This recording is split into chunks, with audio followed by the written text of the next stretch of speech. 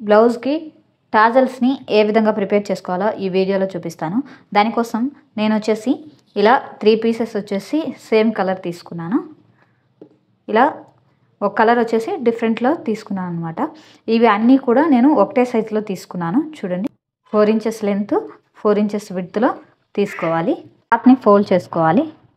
ఇలా కార్నర్స్ అనేటివి ఇలా ఫోల్డ్ చేసుకొని ఈ క్లాత్ని కూడా ఇలా ఫోల్డ్ చేసుకోవాలి. ఈ విధంగా ఇలా ఫోల్డ్ చేసుకున్న తర్వాత మనము దీనిపైన ఫస్ట్ స్టిచ్చింగ్ అనేది చేసుకోవాలి. ఓకే, ఇలా 3 పీసెస్ అంటే ఒక డిఫరెంట్ పీస్ 2 సేమ్ పీసెస్ ఉన్నాయి కదా, సేమ్ ఈ విధంగా ఫోల్డ్ చేసుకొని పైన ఫస్ట్ స్టిచ్చింగ్ అనేది చేసుకోవాలి.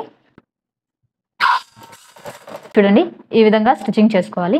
నేను ఇక్కడ ఇప్పుడు దీన్ని నేను ఈ ఎక్స్ట్రా క్లాత్స్ ఉన్నాయి కదా, ఇవి కట్ చేసుకుంటున్నాను. ఈ విధంగా ఎక్స్ట్రా క్లాత్స్ని మనము కటింగ్ చేసుకున్న తర్వాత ఉంది కదా, ఇది తీసుకొని దీని మీద మనము స్టిచ్చింగ్ చేసి పెట్టుకున్న డిఫరెంట్ కలర్ ఇంకొకటి ఉంది కదా, ఈ పెటల్ని అనేది ఇలా పెట్టుకుంటున్నాను. లేయర్స్ మాదిరిగా వచ్చింది కదా, ఈ లేయర్స్ మాదిరిగా వచ్చింది మాత్రము ఇలా లోపలికి వచ్చే విధంగా ఇలా పెట్టుకోవాలి. ఇటు సైడ్ అయినా సరే ఇలాగే చూడండి, ఈ లేయర్స్ అనేటివి ఉన్నాయి కదా, ఈ లేయర్స్ అనేటివి ఇలా లోపల సైడ్కి వచ్చే విధంగా ఈ విధంగా పెట్టుకొని స్ట్రైట్గా స్టిచ్చింగ్ అనేది చేసుకోవాలి. ఫస్ట్ ఈ విధంగా స్టిచ్చింగ్ అనేది చేసుకోవాలి. చిన్న చిన్న కుచ్చులు మాదిరిగా నార్మల్ నీడిల్తో అయినా స్టిచ్ చేసుకోవచ్చు, లేదంటే ఇలా మిషన్ నీడిల్తో అయినా సరే ఇలా చిన్న చిన్న కుచ్చులు మాదిరిగా చేసుకోవాలి.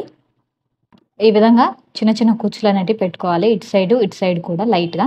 ఇప్పుడు నేను ఈ విధంగా స్టిచ్చింగ్ చేసుకున్నాను కదా, దీన్ని మనం ముందుగా తీసుకున్న ఈ పీస్ ఉంది కదా, ఈ పీస్కి చూడండి ఇలా పెట్టుకోవాలి.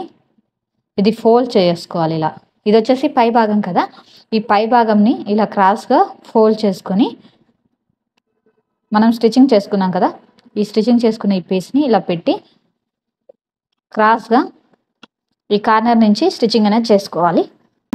క్రాస్గా పెట్టుకొని మనం స్టిచ్ చేసుకున్న ఈ పెటల్స్ ఉన్నాయి కదా, ఇవి లోపల పెట్టి ఇలా స్టిచ్ చేసుకోవాలి. ఇప్పుడు దీన్ని నేను ఇలా రివర్స్ చేసుకుంటున్నాను. చూడండి, ఈ విధంగా ఇలా రివర్స్ చేసుకున్న తర్వాత ఈ ఎక్స్ట్రా క్లాత్ ఉంది కదా, దాన్ని కూడా కటింగ్ అనేది చేసుకోవాలి.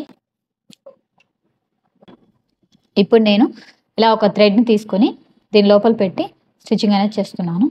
చూడండి, ఇలా పెట్టుకొని ఇలా క్రాస్గా ఫోల్డ్ చేసుకొని పైన స్టిచ్చింగ్ అనేది చేసుకుంటున్నాను. ఈ విధంగా స్టిచ్చింగ్ చేసుకున్న తర్వాత దీన్ని నేను రివర్స్ తీసుకుంటున్నాను. చూడండి, ఇలా